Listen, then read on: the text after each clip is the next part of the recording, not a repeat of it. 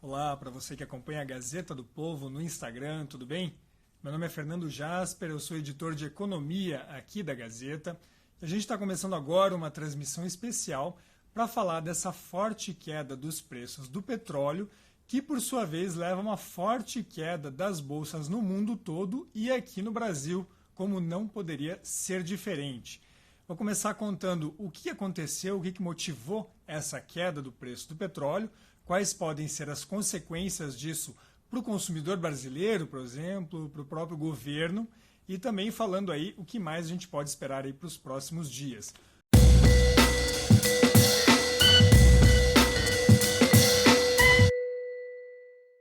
Como é que essa história começou?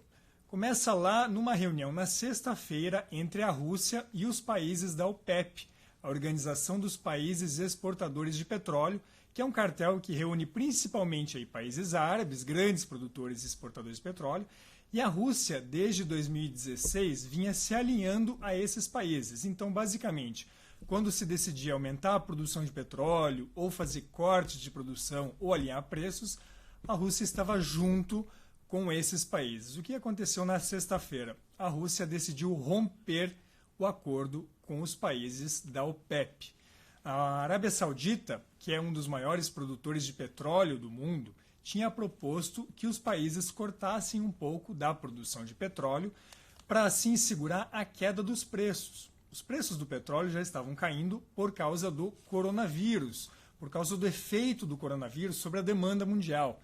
Se tem menos transporte, se tem menos produção, cai a demanda por petróleo e o próprio preço do petróleo cai. Então a Arábia Saudita tinha uma proposta para enfrentar essa queda de preços, para conter essa queda de preços. A proposta era cortar produção. Como é que estava o preço do petróleo? Lá em fevereiro, o preço estava perto de $60 por barril. Aí foi caindo por causa da questão do coronavírus. Na sexta-feira passada, começou os negócios em $49, caiu para $45. E o que aconteceu? A Arábia Saudita fez essa proposta e a Rússia não aceitou. Não quis cortar a produção para tentar evitar novas quedas no preço do petróleo. Neste fim de semana, a Arábia Saudita resolveu retaliar e ela vai fazer exatamente o contrário do que ela tinha proposto lá para a Rússia e para os demais países da OPEP. A Arábia Saudita decidiu cortar os preços do petróleo que ela vende e aí, em compensação, aumentar a sua produção para não perder tanta receita, porque, claro, no momento que ela corta preço, ela passa a ganhar menos por cada barril de petróleo vendido. Esse corte de preços da Arábia Saudita foi bastante forte e levou as cotações do petróleo nos mercados internacionais, lá na Ásia e nos mercados que funcionam à noite, de madrugada, houve uma reação muito forte a essa queda. O preço do petróleo chegou a cair perto de 30% e aí já abriu hoje o dia também caindo mais ou menos nessa magnitude. Na mínima do dia de hoje, o petróleo estava cotado a $32 por barril, o que corresponde a uma queda de mais ou menos 30% em relação à cotação de fechamento de sexta-feira. Qual que foi a reação aqui no Brasil? Bom, começou pelo dólar, que por volta das 9 da manhã de hoje começou os negócios aí já em queda. O dólar chegou a ser cotado aos R$ 4,79. E aí o Banco Central, como ele já fez em várias ocasiões, o Banco Central resolveu intervir. Ofereceu 3 bilhões de dólares em reservas cambiais do Brasil, ofereceu ao mercado para quem quisesse comprar. Isso ajudou a segurar um pouco a cotação. Então aquela cotação do dólar que estava em R$ 4,79, caiu um pouco lá para R$ 4,73, depois voltou a subir, ficando perto ali de R$ 4,75. A gente sabe que o dólar está subindo há várias semanas, as declarações do governo brasileiro não ajudam muito, e o próprio Paulo Guedes disse ainda na semana passada, né, que olha, para o petróleo, aliás, o dólar chegar a R$ 5,00, era preciso o governo fazer muita besteira. E o dólar já começou, por fatores completamente alheios à vontade do Paulo Guedes, o dólar começou em forte alta, chegou quase em R$ 4,80 a cotação do dólar. Esse foi o primeiro efeito aqui na prática, aqui no Brasil. E aí você tem a Bolsa de Valores, que começou a operar às 10 da manhã e aí abriu também com queda. No começo dos negócios, uma queda um pouco mais suave, perto do que se vê agora, uma queda ali de 2%, 3%, porque ainda não havia começado a venda de ações da Petrobras. Quando começaram os registros de venda de ações da Petrobras, a queda do índice Ibovespa caiu para 10%, e nesse momento se aciona um termo que nesses momentos assim passam a ser mais conhecidos, é o termo do circuit breaker, que é quando os negócios são interrompidos por meia hora, sempre que a bolsa, o índice principal da bolsa, o Ibovespa, ele cai ali 10%. Então chegou uma queda de 10% para os negócios, fica meia hora sem nenhuma negociação, e aí depois se retomam as negociações. Se na sequência o dólar cai, ou melhor, a Ibovespa, o Ibovespa cai, chega a cair 15%, os negócios são paralisados novamente, e aí sim os negócios ficam parados por uma hora. Como é que a Petrobras começou esse pregão da B3, a Bolsa Brasileira? Começou caindo mais de 20%. Então você que tem ações da Petrobras já deve ter notado uma queda muito forte nos papéis da petroleira brasileira, que reage dessa forma, com uma forte queda. Por quê? A Petrobras produz petróleo, vende petróleo, então com uma cotação tão mais baixa do barril, ela vai faturar menos. Tem outra coisa, mais de 2/3 da produção da Petrobras hoje são feitos nos campos do pré-sal.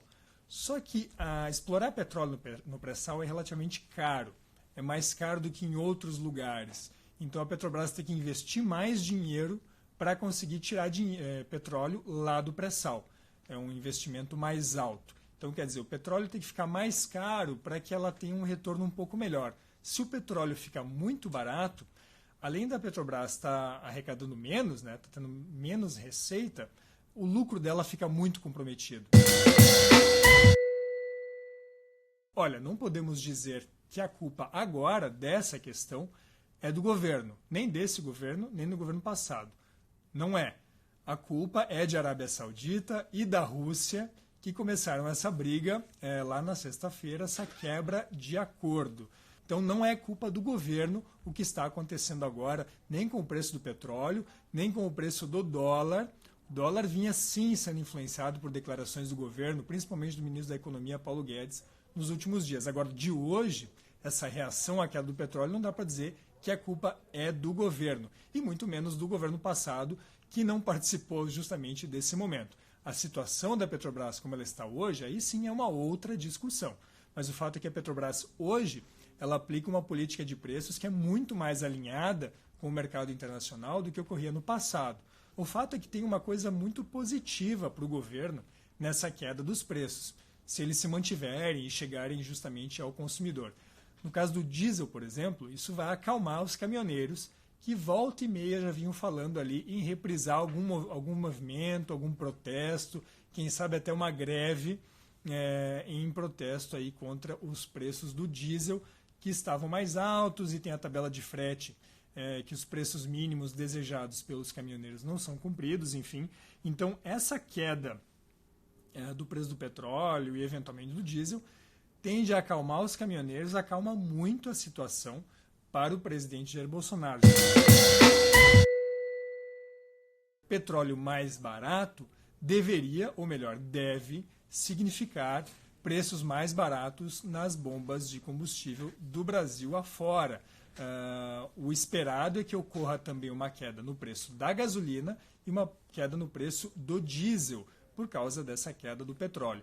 E a tendência é de que o etanol também recue, caso a gasolina recue, porque isso é muito comum. Se a gasolina fica muito mais barata, mais consumidores, donos de carro flex, vão optar por ela na hora de abastecer seu carro, cai a demanda por etanol, começa a sobrar etanol no mercado e ele passa a ter um preço também mais baixo. Não é muito simples atuar num momento desses, ainda mais num governo que se diz liberal do ponto de vista da economia. Normalmente um governo liberal faz o quê? Deixa as coisas flutuarem ao sabor do mercado. Se o mercado está dizendo que o dólar tem que ser mais caro, ele vai ficar sendo mais caro. Se o combustível tem que cair, o combustível vai cair. No dólar, no caso, o governo sim consegue atuar. Não exatamente o governo, mas o Banco Central. E foi o que aconteceu, aliás, hoje cedo, como eu disse no começo. o Banco Central ofereceu dólares, 3 bilhões de dólares das reservas cambiais para o mercado, porque cresceu a demanda por dólares, então ele ofereceu 3 bilhões, o que inclusive ajudou a cotação da moeda a cair um pouco. Então aquela alta mais forte se tornou uma alta um pouco mais fraca. O Banco Central tem feito várias dessas intervenções nos últimos dias, nas últimas semanas, para tentar conter um pouco essa escalada do dólar, que você sabe começou bem antes dessa guerra de preços do petróleo. Bom, essa foi nossa transmissão especial sobre essa questão da queda dos preços do petróleo, com forte alta do dólar, forte queda da bolsa, não só lá fora, mas aqui no Brasil. Nós acompanhamos principalmente o que ocorre aqui no mercado de ações brasileiro, no mercado de câmbio brasileiro também. Para mais informações, basta continuar acompanhando o nosso noticiário e as nossas transmissões aqui no Instagram e também nas demais redes sociais. Muito obrigado pela sua audiência e até a próxima.